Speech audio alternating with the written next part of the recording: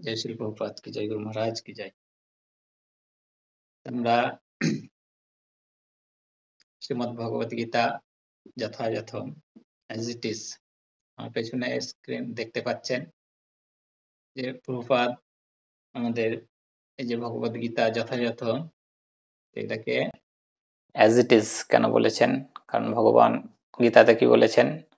মাম একম শরণং ভজ, আমার শরণাগত হও। প্রভুপাদ কি বলছেন? তোমরা ভগবানের শরণাগত হও, ভগবান শ্রীকৃষ্ণের শরণাগত হও। মানে ভগবান যেটা বলেছেন প্রভুপাদ সেম টু সেম সেটাই বলছেন। তো সেই কারণে আমরা দেখতে পাচ্ছি যে সেখানে অ্যাজ ইট ইজ লেখা আছে। আর আমাদের সেই ভগবত গীতা যথাযথ আমরা কলিযুগের মানুষ, মানে এত অল্প আয়ু, কম বুদ্ধি সম্পন্ন, বিষয়াসক্ত আর কি। তো এরকম অনেক দোষ গুণ ত্রুটি রয়েছে, যার ফলে আমাদের শাস্ত্র অনুশীলনে অতটা আগ্রহ নেই। তো এখন আমাদের কি করতে হবে যে ভগবান শ্রীকৃষ্ণের যে মুখনিঃসৃত বাণী, যে ভগবত গীতা, এটা হচ্ছে শুধু একটি শাস্ত্রগ্রন্থ না, এটা হচ্ছে আমাদের আইন শাস্ত্র আর কি। তো আমাদের শ্রীপদ শঙ্করাচার্য বলেছিলেন যে মানুষ সমাজের জন্য যদি একটি শাস্ত্র হয় তো সেটা হচ্ছে শ্রীমদ্ ভগবত গীতা। একম শাস্ত্রম দেবকী পুত্র গীতম। তো ভগবান শ্রীকৃষ্ণের মুখ নিঃসৃত বাণী ভগবত গীতা যথাযথ। তো আমরা এখনো মানে গভীরভাবে সেই অনেকে গীতা অধ্যয়ন করছি না, সেই জন্য আমরা কি করেছি, ভগবত গীতার উপর ধারাবাহিক যে আমাদের পাঠ্যক্রম চলছে, যার ফলে আমরা সকলে উপকৃত হতে পারি। জয় শ্রীল প্রভুপাদ কি জয়। তো আমি সরাসরি আমাদের টপিকে চলে আসছি যে আমাদের আজকের হচ্ছে 19 নম্বর শ্লোক। তো আমাদের গতদিন আমাদের সকলের অত্যন্ত প্রিয় তমহর কৃষ্ণ দাস প্রভু গতকালকে অত্যন্ত সুন্দরভাবে পাঠ দিয়েছিলেন, আমি শ্রবণ করার সৌভাগ্য হয়েছিল ইউটিউব থেকে, যদিও পরে আমি শ্রবণ করেছিলাম। খুব সুন্দর তিনি বলেছিলেন। তো আমরা কি দেখতে পাচ্ছি যে শ্রীমদ্ ভগবত গীতা একটি যুদ্ধকে কেন্দ্র করে সেই শুরু হয়েছিল আজ থেকে কত বছর আগে, 5000 বছর আগে। সেই কোথায়, স্থানটি হচ্ছে কুরুক্ষেত্র, বর্তমানে কোথায়, হরিয়ানা। তো যাই হোক, তো সেটা ছিল এক বিশ্বযুদ্ধ আর কি। সারা বিশ্বের সেনা সেই যুদ্ধে যোগদান করেছিল, এমন কেউ ছিল না, কেউ দুর্যোধনের পক্ষে, কেউ আমাদের যুধিষ্ঠির মহারাজের পক্ষে। তো যাই হোক, তো ঘটনাটি হচ্ছে যে ধৃতরাষ্ট্র কি ছিলেন, অন্ধ রাজা ছিলেন এবং তিনি চেয়েছিলেন তার পুত্র রাজা হোক। আর যুধিষ্ঠির পাণ্ডবেরা যাতে কিছু না পায়, মানে সমস্ত কিছু যা আছে সবই যাতে তার পুত্ররাই পায়, আর যুধিষ্ঠির যাতে খালি হাতে চলে যায়, মানে ওরা বানের জলে ভেসে এসছে আর কি। যাই হোক, ক্ষমা করবেন। তো তখন ভগবান শ্রীকৃষ্ণ গেছিলেন শান্তিদূত হয়ে দুর্যোধনকে, মানে ধৃতরাষ্ট্রের রাজসভায়। তো তিনি তখন বলেছিলেন যে তোমার পুত্র রাজা হচ্ছে, ঠিক আছে, সমস্যা নেই, তো তাদেরকে অন্তত 5টা গ্রাম দিয়ে দাও, তারাও হয়তো ট্যাক্স কালেকশন করে জীবনযাপন করবে, সমস্যা নেই, ওতে ওরা চলে যাবে আর কি। তো তখন ধৃতরাষ্ট্র কি করে আছে, চুপ করে আছে, কিছু বলছে না, তার পুত্রের দিকে তাকিয়ে আছে আর কি, মানে তিনি কি বলছেন সেই মনোভাবে তাকিয়ে রয়েছে আর কি। তো তখন দুর্যোধন আঙুল দেখিয়ে বলছে যে বিনা যুদ্ধে নাই দেব সুচাগ্রমেদিনী আর কি, মানে একটা সূচ ওকে খাড়ো করে রাখলে কতটুকু মাটি ধরবে, 1 বিন্দু, বলছে সেই মাটিটুকুও দেব না ওদেরকে আর কি। তো তখন ভগবান শ্রীকৃষ্ণ ধৃতরাষ্ট্র মহারাজকে বলছেন, মহারাজ আপনি তো মহারাজ, আপনি কিছু বলুন। তো মহারাজ তো কিছু বলছেন আর কি, চুপ করে আছেন। তো চুপ করে আছেন তার মানে কি, মৌনম সম্মতি লক্ষণম আর কি, মানে চুপ থাকা মানে কি দুর্যোধন যেটা বলছেন সেটাই ঠিক। তো তারপরে কি হলো, যুদ্ধ শুরু হলো। তো আমরা এর আগে শ্রবণ করেছি, গতকাল আমাদের তমর প্রভু বলছিলেন যে 18 অক্ষয়ণী সেনা, তো দুর্যোধনের পক্ষে ছিলেন 11 অক্ষয়ণী, আর আমাদের ধৃতরাষ্ট্র মহারাজের পক্ষে ছিল যুধিষ্ঠিরের পক্ষে ছিল 7 অক্ষয়ণী। তো মহাভারতে উল্লেখ আছে যে 166,44,174 জন সৈন্য ছিলেন। তো তারপরে আমরা দেখলাম যে কি আমাদের 12 নম্বর শ্লোকে শঙ্খ বাজতে লাগলো আর কি।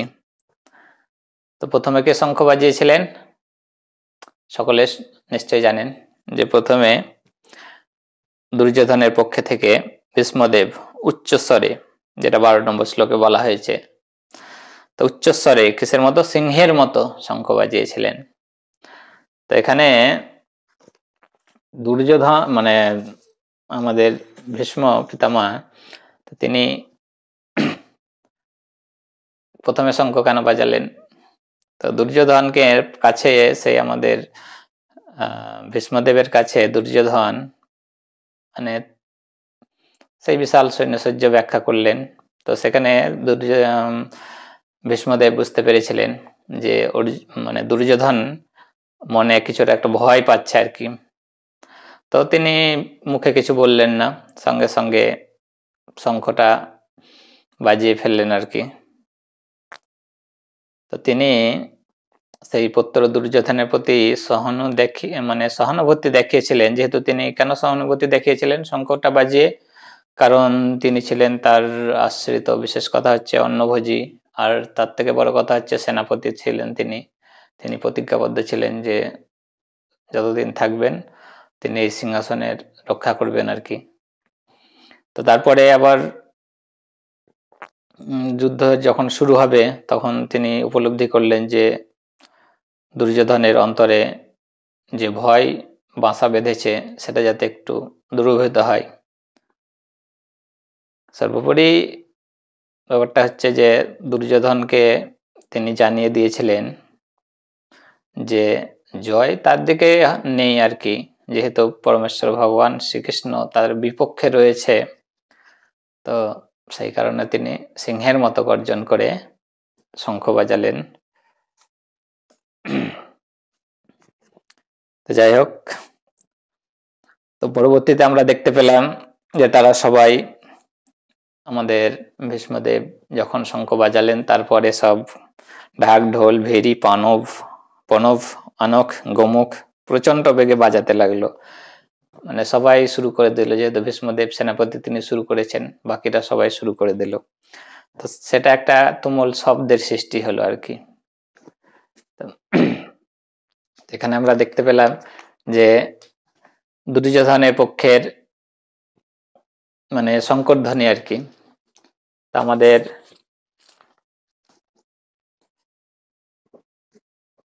তারপরে মানে আমাদের বিপক্ষ মানে দুর্যোধনের বিপক্ষে কে রয়েছেন, যুধিষ্ঠির মহারাজ। তো তার দলে পরমেশ্বর ভগবান শ্রীকৃষ্ণ রয়েছেন। তো তারা ভগবান শ্রীকৃষ্ণ এবং অর্জুন তার রথে উঠলেন। তো ভগবান শ্রীকৃষ্ণের একটা শঙ্খ রয়েছে, গতকাল আমাদের তমর কৃষ্ণ দাসবাবু বলেছিলেন, সকলে নিশ্চয়ই মনে আছে। তো ভগবান শ্রীকৃষ্ণের শঙ্খের নাম হচ্ছে পাঞ্চজন্য এবং অর্জুনের শঙ্খের নাম হচ্ছে কি দেবদত্ত। তারপরে আবার আমাদের ভীম, তিনি তার সেই ভয়ঙ্কর শঙ্খ বাজালেন, তার শঙ্খের নাম কি পন্ড্রব। যুধিষ্ঠির মহারাজ তারপরে শঙ্খ বাজালেন, তো তার শঙ্খের নাম হচ্ছে কি অনন্ত বিজয়। তো অনন্ত বিজয় শঙ্খ, যে শঙ্খ বাজলে মানে বাজার পর তার পক্ষেরই জিত হয় আর কি। নকুল কি বাজালেন সুঘোষ নামক শঙ্খ, সহদেব বাজালেন মণিপুষ্পক নামক শঙ্খ। তারপর যারা ছিলেন তারা প্রত্যেকে নিজের নিজের শঙ্খ বাজালেন। তো এই গেল পূর্ববর্তী যে সমস্ত আমাদের শ্লোক রয়েছে সেগুলোর সারসংক্ষেপে একটু বলার চেষ্টা করলাম, যাতে আমাদের সকলেরই বুঝতে একটু সুবিধা হয়। তো আজকে আমরা চলে আসবো 19 নম্বর শ্লোকে। তো সঞ্জয় কি বললেন ধৃতরাষ্ট্রকে, যে শঙ্খ নিদানের সেই প্রচন্ড শব্দ আকাশ ও পৃথিবী প্রতিধ্বনি করে ধৃতরাষ্ট্রের পুত্রদের হৃদয় বিদারিত হতে লাগলো। মানে যুধিষ্ঠির এর পক্ষে ভগবান শ্রীকৃষ্ণ, অর্জুন আর সব যারা শঙ্খ বাজালেন, এত আওয়াজ সৃষ্টি, মানে কি বলছে এখানে প্রতিধ্বনি হলো, যেটাতে তাদের মানে দুর্যোধনের পক্ষে সকলের একবারে হৃদয় কি হলো, বিদারিত হতে লাগলো, মানে ভয়ে কম্পন শুরু হতে লাগলো আর কি, এত আওয়াজ ছিল আর কি।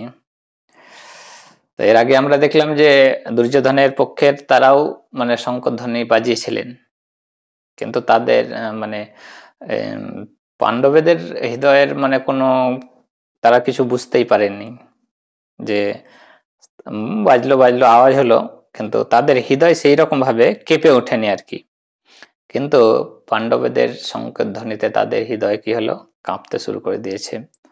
তো এর দ্বারা কি ইঙ্গিত পাচ্ছে, মানে কি ইঙ্গিত পাওয়া যাচ্ছে সকলে নিশ্চয়ই বুঝতেই পারছেন, যে কোন দিকের দল ভারী, মানে জিত, মানে পাল্লা ভারী আর কি, জিত রয়েছে আর কি, মানে জোরালো আর কি, কোন পক্ষ জোরালো বুঝতেই পারছেন।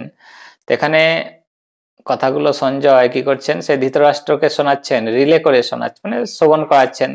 তিনি সেই ব্যাসদেবের কৃপায় দিব্য দৃষ্টি পেয়েছিলেন, কারণ ধৃতরাষ্ট্র কে চেয়েছিলেন ব্যাসদেব যে তুমি যুদ্ধ তার পরিণাম নিজে দেখো, তোমাকে আমি দৃষ্টি দান করছি। তখন ধৃতরাষ্ট্র বললেন না, আমি সব দেখতে চাই না। তো ব্যাসদেবকে তখন বললেন আপনি আমার সেই সঞ্জয়কে দিব্য দৃষ্টি দিন, তিনি দেখবেন আর আমাকে বলবেন আর কি, আমি সেটাই শ্রবণ করব। তো সঞ্জয় কি করছেন বলছেন আর কি ধৃতরাষ্ট্রকে। তো সঞ্জয় এখানে খুব কৌশলে মানে ধৃতরাষ্ট্রকে জানিয়ে দিলেন যে মহারাজ আপনি কাজটা কিন্তু ভালো করেননি। তো এখানেও বহুপাদ প্রাঞ্জল তাৎপর্যে বলেছেন যে পাণ্ডবেদের মনে কোনো ভয় ছিল না। কেন ভয় ছিল না? কারণ তারা ছিলেন সদাচারী এবং ভগবান শ্রীকৃষ্ণের শরণাগত। তা আমরা খুব সুন্দর একটা বহুপাদ এখানে কথা লিখেছেন যে ভগবান শ্রীকৃষ্ণের শরণাগত। আমরা যদি ভগবানের শরণাগত হই, ভগবানের রথে যদি আমরা, মানে ভগবান যদি আমাদের সেই যে সমস্ত তার আদেশ উপদেশ দিয়েছেন, আমরা সেটা যদি আমরা পালন করি, তা আমাদের মনে কোনো ভয় থাকবে না আর কি। শ্রীকৃষ্ণের যদি আমরা শরণাগত হয়, আত্মসমর্পণ করি, যতই বিপদ হোক না কেন, ভক্ত সব সময় শান্ত থাকবে। হাত কেটে গেল, কোনো প্রবলেম নেই, ভক্ত সব সময় কি মনে করবে, আমার পুরো হাত কেটে যাওয়ার কথা, একটু আঙুল হয়তো কেটেছে, তো যাই হোক আমার বড় অ্যাক্সিডেন্ট হওয়ার কথা ছিল, হয়তো একটু ছোট হয়েছে, ভগবান কত কৃপালু। তো ভক্ত সব সময় ভগবানের শরণে থাকেন, সেই জন্য তিনি কোনো সময় বিচলিত হয়ে পড়েন না আর কি।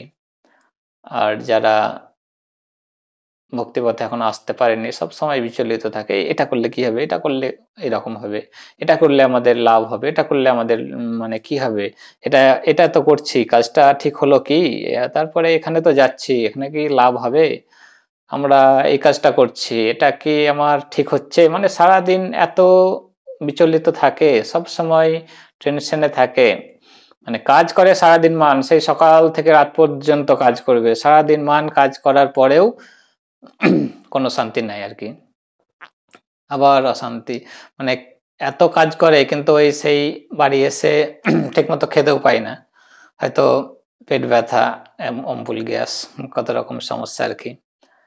আমাদের এখানে খুব সুন্দর প্রভুপাদ বলেছেন যে ভক্তর সেরকম কোনো সমস্যা নেই, যা পেলাম পেলাম, যা জুটলো জুটলো, ভগবানের প্রসাদ খেলাম, ভগবানের নাম করলাম, বাস শান্তি। তো ভগবানের সেই নামের একটা মাধুর্য, যে যাই করি না কেন সবসময় ঠান্ডা মাথায় ভগবানের নাম করব, এটাই সকলে কৃপা করবেন যাতে আমি সবসময় ভগবানের নাম নিয়েই থাকতে পারি, যাতে কোনো সময় বিচলিত না হয়ে পড়ি। জয় শিল প্রভুপাদ কি জয়, জয় গুরু মহারাজ কি জয়। এখন আমরা 19 নম্বর শ্লোকে বুঝতে পারলাম যে সঞ্জয় ধৃতরাষ্ট্র মহারাজকে সেই খোঁচা দিচ্ছেন আর কি, বলছেন যে কাজটা আপনি ভালো করেননি, কারণ তাদেরকে একেবারে বঞ্চিত করে দেওয়া। আপনি রাজা ছিলেন, আপনি ইচ্ছে করলে যুদ্ধটা থামাতে পারতেন, কিন্তু আপনি মুখ খোলেননি কারণ আপনি অন্ধ, এবং পুত্র মোহে আপনি তো জন্মান্ধ, আবার পুত্রের মোহেও অন্ধ। তো বিভিন্ন ভাবে সঞ্জয় মহারাজকে খোঁচা দিয়ে যাচ্ছেন। তো পরবর্তী আমরা 20 নম্বর শ্লোক 20 নম্বর শ্লোকে দেখতে পেলাম কি বলা হয়েছে, যে সেই সময় পাণ্ডুপুত্র অর্জুন হনুমান চিহ্নিত পতাকা শোভিত রথে অধিষ্ঠিত হয়ে তার ধনুক তুলে নিলেন। তো এখানে খুব সুন্দর কথাটা বলেছেন যে অর্জুনের রথের ধ্বজ মানে পতাকাতে কি ছিল, রাম ভক্ত হনুমান স্বয়ং অবস্থান করছিলেন। আমরা জানি যে যেখানে ভগবান রাম থাকেন সেখানে হনুমান অবশ্যই থাকবেন, যেটা আমরা প্রভুপাদের প্রাঞ্জল তাৎপর্যে শ্রবণ করলাম। তো এখানে আরেকটি ঘটনা রয়েছে, একটু শ্রবণ কৃপা করে সকলে মন দিয়ে শ্রবণ করবেন, খুব সুন্দর লাগবে আশা করি। তো কি হয়েছে, বদ্রিক আশ্রমে একটি জায়গা রয়েছে যার নাম হচ্ছে সেই হনুমান চটি আর কি। তো সেখানে ঘটনাটি ঘটেছিল।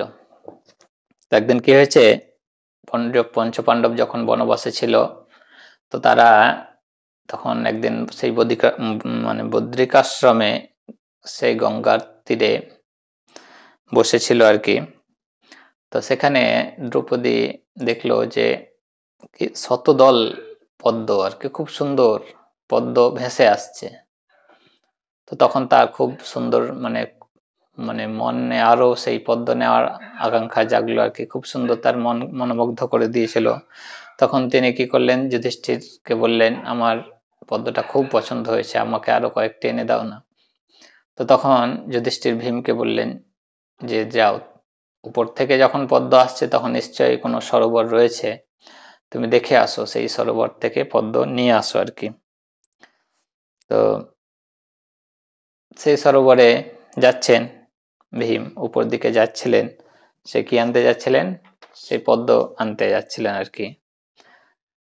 তো যাওয়ার সময় কি হয়েছে দেখছে, হনুমান সেই সরু রাস্তায় তার লেজকে শাট করে কি আছে, লেজকে শাট করে বসে রয়েছে আর কি, মানে বৃদ্ধ মানে বয়স্ক মানে বৃদ্ধ সাজে রয়েছে, মানে মানে অরিজিনাল নিজস্ব রূপে নেই, নাহলে তো হয়তো ভীম বুঝেই নিতেন। তো তিনি রাস্তায় বিশ্রাম করছে, তার লেজটা রাস্তার এপার ওপার হয়ে আছে। আর ভীম ভীম বলে না, পঞ্চপাণ্ডবের একটা গুণ ছিল, তারা কোনো কিছু ডিঙিয়ে যেতেন না। তো তখন ভীম কি বলছে যে আপনার একটু লেজটি মানে লেজটা টেনে নিন না, আমি একটু রাস্তার ওই পাশে যাব। তো তখন হনুমান কি বলছে যে আমি বৃদ্ধ মানুষ, লেজ সরাতেও পারছি না, তুমি এক কাজ করো, লেজটাকে সরিয়ে নাও, দিয়ে চলে যাও। তো তখন ভীম মনে মনে খুব রাগছে, বলছে আমি আমি ভীম, আমি লেজ সরাবো। ভীমের তো রাগ মানে জানেন একটুতেই রেগে যায় আর কি। বলছে আমি ভীম, আমি তোমার লেজ সরাবো। তখন কোনো উপায় নাই, দেখছে মনে মনে বলছে যে লেজটাকে ধরে মানে পুরোটাকে মানে টেনে ফেলে দেবো আর কি, এরকম মনোভাব আর কি, মনে মনে ভাবছে আর কি। তো যাই হোক, তিনি ভাবছেন লেজটা আর কি আছে, বাম হাতে করে এরকম ভাবে সরিয়ে দেবো এরকম ভাবছে। তো যখন বাম হাতটা ঠেকিয়েছে তখন দেখছে বাপরে এ আবার কি, লেজটাকে সরানো যাচ্ছে না। তো তখন আবার তিনি ডান হাত লাগালেন, ডান হাত লাগিয়েও বা কোনো কিছু হচ্ছে না, এ তো খুব লোহার রডের মতো শক্ত হয়ে বসে আছে, হেলান মানে নড়ানোই যাচ্ছে না। তো তখন কি হলো, দু হাত দিয়ে খুব একবারে শক্ত করে ধরেছে, মানে এত শক্ত করে মানে ধরেছে যে মানে পুরো হেপসে গেছে আর কি। তবুও কিচ্ছু করতে পারলে না, পুরো শক্তি লাগিয়ে দিয়েছে, তবুও কি হলো, একটু নড়াতেও পারলে না। তারপর ভীম ক্লান্ত হয়ে গেল, সেই নেজটা নাসরি আর কি। তখন তিনি বললেন, তুমি কোনো সাধারণ বানর, আপনি তো কোনো সাধারণ বানর নন, কৃপা করে আপনি আপনার পরিচয় দিন আর কি। তো তখন তিনি তার আসল পরিচয় দিলেন, যে তিনি হচ্ছেন সেই ত্রেতা যুগের শ্রীরাম ভক্ত হনুমান। তো তিনি বিশ্রাম নিচ্ছেন, পবনপুত্র হনুমান। তো যাই হোক, আরো অনেক গল্প রয়েছে, আমি অত গভীরে যাচ্ছি না। তো তিনি হচ্ছেন পবনপুত্র, আবার এখানে কি দেখা গেল যে আমাদের ভীমও হচ্ছে পবনপুত্র, তা দুজনে ভাই ভাই আর কি সম্পর্কে। তারপরে ভীম বললেন, তোমার এত শক্তি, তুমি আমাদের একটা উপকার করো, আমরা খুব বিপদে আছি। তো হনুমান তখন জিজ্ঞেস করলেন, কি বিপদে আছো? তো তখন ভীম বললেন যে এরকম পাণ্ডব আর কৌরবদের যুদ্ধের কথা তিনি জানালেন আর কি, যে আমাদের সেই মহাযুদ্ধতে আপনি যদি আমাদেরকে হেল্প করেন, মানে সাহায্য করেন, অংশগ্রহণ করেন। তো তখন হনুমান বলল, আমি সেই ত্রেতা যুগে অনেক যুদ্ধ করেছি, এখন আর যুদ্ধ করতে আর মন নেই আর কি, ভালো লাগে না। তো ঠিক আছে, তুমি যখন আমার ভাই আর কি, মানে তিনিও পবনপুত্র ইনিও পবনপুত্র, ভাই ভাই, তো তুমি যখন আমার ভাই, তা আমি তো তোমাকে ফিরিয়ে দিতে পারি না। তো এক কাজ করো, তুমি এক কাজ করবে, সেই অর্জুনের সেই রথের ধ্বজ, মানে আমার মানে রথের উপরে আমার একটা ছবি লাগিয়ে দিবে পতাকাতে, মানে ধ্বজে আর কি, যে ধ্বজ মানে পতাকা আর কি। তো সেখানে আমার ছবি লাগিয়ে দিবে আর কি, তাহলেই তোমরা জয়ী হয়ে যাবে আর কি। তো বুঝুন আর কি। আর আরেকটা জিনিস সেখানে, যে অর্জুন যখন শঙ্খধ্বনি করবে, আমিও তখন আওয়াজ করব, যার ফলে কি হবে, আওয়াজটা এত তীব্র হবে যে তাদের হৃদয়, তো আমরা বুঝতে পারছেন তো যে তাদের দুর্যোধনের পক্ষের শঙ্খধ্বনি কোনো কিছু হয়নি, কিন্তু অর্জুনদের মানে পাণ্ডব পক্ষের শঙ্খের ধ্বনি কেন তাদের হৃদয় বিদীর্ণ করে দিয়েছিল, বুঝতে পারছেন? কারণ হনুমান স্বয়ং বলেছিলেন যে আমি সেই ধ্বজের মধ্যে থাকব, এবং যখন তোমরা শঙ্খধ্বনি করবে আমিও আমার সেই মানে এত আওয়াজ করব, প্রচন্ড এত আওয়াজ করব, যার ফলে কি হবে, তাদের হৃদয় বিদীর্ণ হয়ে যাবে আর কি। তো এটাই হচ্ছে তাদের হৃদয় বিদীর্ণ হয়ে যাওয়ার আর একটা কারণ। তো যাই হোক, হয়ে গেল আমাদের সেই ধ্বজ। তো আপনারা সেই ধ্বজ একটু দর্শন করে নিন, আমার পেছনে, যাই হোক সামনে দিয়ে দিই। তো আমার সেখানে দেখতে পাচ্ছেন সেই অর্জুনের রথের উপরে সেই পতাকা রয়েছে, তার মধ্যে হনুমান রয়েছে। তো তিনি সেখানে অবস্থান করছেন, কারণ রাম স্বয়ং ভগবান শ্রীকৃষ্ণ হিসাবে এসছেন, সে আর রাম আছে মানে হনুমান থাকবেই, সেই কারণে তিনি সেখানে অবস্থান করছেন। তারপরে সেই যে রথের প্রসঙ্গে একটু আসি। তো সেই রথটি কিন্তু সাধারণ নয়, রথটি হচ্ছে স্বয়ং কে দিয়েছিলেন, অগ্নিদেব প্রদান করেছিলেন, বিশ্বকর্মা নিজের হাতে তৈরি করেছিলেন সেই রথ। তো এর বিশেষত্ব হলো, এই রথ যে দিক দিয়ে যাবে আর কি, সেই দিকে এত শব্দ হবে, মানে সেই রথ চলার শব্দেই অনেকে হার্ট ফেল করে দেবে আর কি, মানে অচেতন হয়ে যাবে আর কি। এবং আমরা তখন তার হার্ট ফেল হতো না, এখন আমাদের বর্তমান মানুষের এত টেনশন, তাতে মানুষ কি করে, হার্ট ফেল করে দেয়, তখন অচেতন হয়ে যেত, অজ্ঞান হয়ে যেত আর কি। যাই হোক, তো সেই রথের এটাই হলো বিশেষত্ব, যে যেদিক দিয়ে যাবে তার আশেপাশের সব সৈন্য অচেতন হয়ে যাবে, এত শব্দ আর কি। আর তাছাড়া কি ছিল, সেই রথে সারা বিশ্বের মণিরত্ন দিয়ে সেই রথটি তৈরি ছিল, এমন না যে রথে আমাদের লাইট লাগাতে হবে, আমাদের যেমন যে কোনো একটা গাড়িতে এখন লাইট ছাড়া আমরা অন্ধকারে যেতেই পারবো না। তো এই রথে এত মণিমুক্তা লাগানো ছিল যে তার সেই এত উজ্জ্বল আলোতেই সারা রাস্তা আলোকিত হয়ে যেত আর কি। তো সেই রকম এক দিব্য জ্যোতি রয়েছে আর কি। আর একটা বিশেষত্ব হচ্ছে যে কোনো সাধারণ যোদ্ধা বা অসুর এই রথে যিনি থাকবেন তাকে কিন্তু পরাজিত করতে পারবে না। তো সে কথা কে বলছে? সঞ্জয় ধৃতরাষ্ট্রকে বলছেন যে এই রকম একটা রথে উঠলো। তো বুঝতেই পারছেন যে ইঙ্গিতটা কোন দিকে, মানে কোন দিকে বোঝাচ্ছেন যে এই রকম একটা রথে অর্জুন উঠেছে, তো ওকে পরাজিত করা অতটা সহজ নয়, মানে বিজয়ীর যে ইঙ্গিত পাওয়া যাচ্ছে। তারপরে আবার এখানে কি বললে যে কুন্তির পুত্র মহারাজ যুধিষ্ঠির অনন্ত বিজয় নামক শঙ্খ বাজালেন। এখানে কি বললেন? কুন্তির পুত্র মহারাজ যুধিষ্ঠির।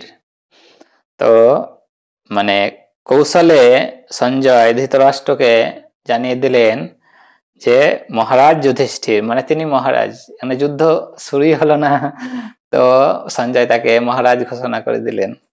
তো যাই হোক, ধৃতরাষ্ট্র তো পুত্র মোহে অন্ধ, ও অতটা বুঝতেই পারে না, মানে বুঝতে পারলেও মানে পুত্র মোহে বিভোর হয়ে থাকে আর কি। তো এখান থেকে আমরা কি দেখতে পাচ্ছি যে সঞ্জয়ের কত দূরদৃষ্টি সম্পন্ন ছিল। তিনি যুদ্ধের আগেই তিনি ঘোষণা করে দিয়েছিলেন, কত রকম ভাবে বলেছিলেন যে জয়ী পাণ্ডবদেরই হবে। কারণ এখানে আমরা অনেক জায়গায় দেখতে পেলাম তিনি কি বললেন যে অনন্ত বিজয় নামক শঙ্খ বাজালেন। তার মানে এই শঙ্খ একবার বেজে গেলে বিজয় নিশ্চিত। মানে তারপরে এখানে শঙ্খ তো বাজছে, ঠিক আছে, শঙ্খ বাজছে, আবার নাম বলার কি দরকার ছিল? অনন্ত বিজয় নামক শঙ্খ। তারপরে এখানে আবার কি বললেন যে কুন্তির পুত্র যুধিষ্ঠির। রাজা তো ধৃতরাষ্ট্র জানেন যে কুন্তি পুত্র আর কি, অর্জুন আর কি, তবুও কেন বলছেন যে সাধারণ কেউ না, স্বয়ং ধর্মরাজ এর পুত্র যুধিষ্ঠির, মানে কুন্তির পুত্র, এখানে সেই উল্লেখ করে বলছেন, মানে বিজয় সূচক ইঙ্গিত আর কি। আসলে সঞ্জয় বিভিন্ন ভাবে যে কোন দল বিজয় হবে সেটা বলে দিয়েছেন। তাছাড়া এখানে যে কি বললেন মহারাজ রাজা যুধিষ্ঠির বলার আর একটা কারণ আছে, যে যখন যুদ্ধ শুরু হবে আর কি তার অনেক আগেই সে একটা রাজসূয় মানে যজ্ঞ হয়েছিল। তো সেই যজ্ঞে মহারাজ যুধিষ্ঠিরকে মানে রাজা উপাধি দেওয়া হয়েছিল, সেই জন্য তাকে বেশিরভাগ সময় মহারাজ যুধিষ্ঠির বলা হতো, কারণ তার মধ্যে সেই রকম মানে সব রকমের যোগ্যতা ছিল আর কি। একটা রাজা যা যা যোগ্যতা দরকার সবকিছু যোগ্যতা তার মধ্যে ছিল, যার এক কণাও দুর্যোধনের মধ্যে ছিল না, সেই কারণেই তাকে যুধিষ্ঠির বলা হয়েছিল। তো যাই হোক, তো সঞ্জয় কত রকম ভাবে ইঙ্গিত দিয়েছেন, তা আমরা যাই হোক সময় অনেক হয়ে গেছে, আমরা পাণ্ডবদের যে 9টি বিজয় সূচক ইঙ্গিত রয়েছে তা আমরা একটু সংক্ষেপে দেখে নেব। আপনারা আমার স্ক্রিনে দেখতে পারেন, পেছনে দেখাচ্ছে যে 9টি লক্ষণ মানে বিজয় সূচক ইঙ্গিত রয়েছে। তা আমরা প্রথমে দেখতে পাচ্ছি কি, পাণ্ডব পক্ষে পরমেশ্বর ভগবান শ্রীকৃষ্ণের উপস্থিতি। তো যেখানে ভগবান রয়েছে, যেমন আমরা দেখলাম যে দুর্যোধন যখন সেই যুদ্ধের আগে ভগবান শ্রীকৃষ্ণের কাছে গেল, তো তখন তিনি কি চাইলেন? আমাকে সৈন্য, মানে ভগবান বললেন যে আমি যুদ্ধ করব না, অস্ত্র ধরবো না, আর আমার পুরো সৈন্য একদিকে, তখন তিনি সৈন্য নিয়ে নিলেন, ভাবছেন যে উন্নত যুদ্ধ করবেন না, ওকে নিয়ে কি হবে। যাই হোক, তো এটা বুঝতে পারলো না যেখানে ভগবান স্বয়ং রয়েছে, তো সেখানে তার সৈন্য আর কি করবে আর কি। তো যাই হোক, তো ভক্তবৎসল ভগবান শ্রীকৃষ্ণ অর্জুনের রথের সারথি, মানে তিনি তো হচ্ছে ঋষিকেশ, তিনি তো সমস্ত কিছু পরিচালনা করেন। এই যে যুদ্ধ হচ্ছেন, তিনি তো সবাইকে, তিনি যে ভগবান অর্জুনকে গীতার জ্ঞান দিচ্ছেন আর সকলে কি বসে বসে শুনছেন না, তিনি তো মানে কাল তার নিয়ন্ত্রণে থাকেন, তিনি ইচ্ছে করলে সমস্ত কিছু থামিয়ে দিতে পারে, সমস্ত কিছুকে এগিয়ে দিতে পারে। যাই হোক, তো আমরা প্রথমটা কি দেখতে পেলাম যে পরমেশ্বর ভগবান শ্রীকৃষ্ণ যেহেতু আছে, তো বিজয় তো সেখানেই হবে। তো পরবর্তীতে আমাদের 2 নম্বরে কি দেখাচ্ছে, তো 2 নম্বর হচ্ছে যে আমাদের সৌভাগ্য লক্ষ্মী দেবীর অবস্থান। তো পরমেশ্বর ভগবান যেখানেই থাকুক না কেন, লক্ষ্মী দেবী তো সেখানেই থাকবেন, কারণ তিনি হচ্ছেন তার প্রতি আর কি স্বামী, তো স্বামী ছাড়া স্ত্রী থাকবে না, সুতরাং যেখানে লক্ষ্মী দেবী রয়েছে সেখানে তো বিজয় সুনিশ্চিত আর কি। তারপরে 3 নম্বরে কি দেখাচ্ছে, যুদ্ধক্ষেত্রটা কোথায় হয়েছিলেন, কুরুক্ষেত্রে। তো জায়গার একটা প্রভাব তো থাকবেই, কারণ সেটা হচ্ছে প্রথম শ্লোকে আমরা পড়েছি ধর্মক্ষেত্রে কুরুক্ষেত্রে, কারণ কুরুক্ষেত্রটা হচ্ছে ধর্মক্ষেত্র, আর পাণ্ডবেরা ছিল ধার্মিক আর দুর্যোধনেরা ছিল অধার্মিক, সুতরাং বিজয়টা কোন দিকে যাচ্ছে বোঝাই যাচ্ছে। 4 নম্বরে আমরা দেখতে পাচ্ছি কপিধ্বজ, অর্থাৎ অর্জুনের সেই রথের উপর যে পতাকা আমরা দেখতে পেলাম। তো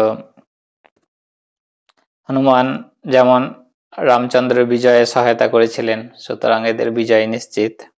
তারপরে 5 নম্বর দেখতে পাচ্ছি যে বিষ্ণুর প্রতীক, শ্রী বিষ্ণুর প্রতীক, কি প্রতীক ছিল না, শঙ্খ আর কি, শঙ্খ বিষ্ণুর প্রতীক, যেটা আমরা প্রথম অধ্যায় 12 এবং 14 নম্বর শ্লোকে দেখতে পেয়েছি। ভীষ্মদেব পাণ্ডবরা শঙ্খের দ্বারা পরোক্ষভাবে সেটাই নির্দেশিত হয়েছে আর কি।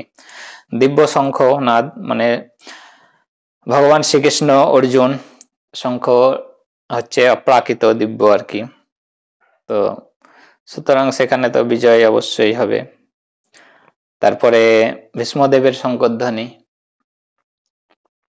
মানে দুর্যোধনকে সান্ত্বনা দেওয়ার জন্য শঙ্খ বাজালেও ভগবান ও ধর্মের বিজয়ের জন্যই শঙ্খটা আর কি বেজেছিল। আমরা খুব ভালোভাবে যদি দেখি যে প্রথম অধ্যায়ের 12 নম্বর শ্লোকে সেটাই বলা হয়েছে।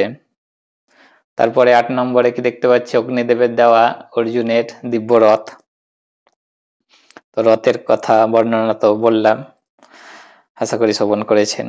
তো সেই রথের উপর যখন আমাদের অর্জুন রয়েছে, তাকে তো পরাজিত করা অতটা সোজা না।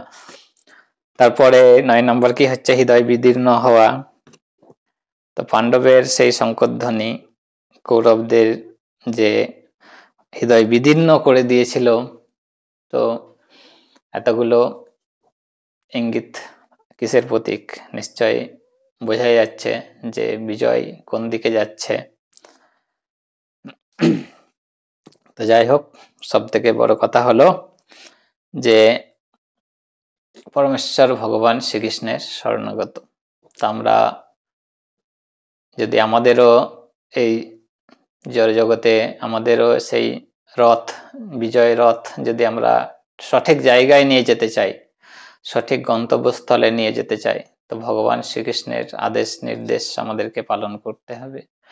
আর যদি আমরা সেই আদেশ নির্দেশ না পালন করি, তাহলে আমাদের রথ সেই কোথায় খালেই পড়বে। তো যতই আমরা টেনে হিচড়ে নিয়ে যাওয়ার চেষ্টা করি না কেন, সেই রথের চাকা আমাদের আর সঠিক গন্তব্যস্থলে পৌঁছাবে না। সুতরাং আমি যাতে আমাদের যে জড় জগতের আর কি, মানে আমরা যে মায়ার জগতে পড়ে আছি, যাতে সেই রথকে ভগবানের সেই প্রত্যেকটা আদেশ নির্দেশ গুলো অক্ষরে অক্ষরে পালন করতে পারি। আমাদের শিল প্রভুপাদ ভগবানের প্রতিনিধি, গুরু পরম্পরা গুরুদেবরা রয়েছেন, তো তারা আমাদের জন্য অনেক উপদেশ নির্দেশ দিয়ে গেছেন। ভগবান স্বয়ং তো তিনি আমাদেরকে বলবেন না, কারণ তিনি তার প্রতিনিধিদের জন্য আমাদেরকে প্রতিনিধি প্রেরণ করেছেন আমাদের মতবদ্ধ জীবদেরকে উদ্ধার করার জন্য। তো আমরা যাতে সেই গুরুদেবের প্রত্যেকটা কথা সঠিকভাবে পালন করতে পারি, আমি যাতে বিশেষ করে পালন করতে পারি, যার ফলে গুরুদেবের কৃপা লাভ করতে পারি। সকলে কৃপা করবেন যাতে ভক্তিপথে আরো এগিয়ে যেতে পারি। जय शिल प्रभुपाद की जय, गुरु महाराज की जय, पथप्रदर्शक श्रीपति हरिदास ब्रह्मचारी प्रभु की जय। हरे कृष्णा कृष्णा कृष्णा हरे हरे, हरे राम राम राम हरे हरे। तो आज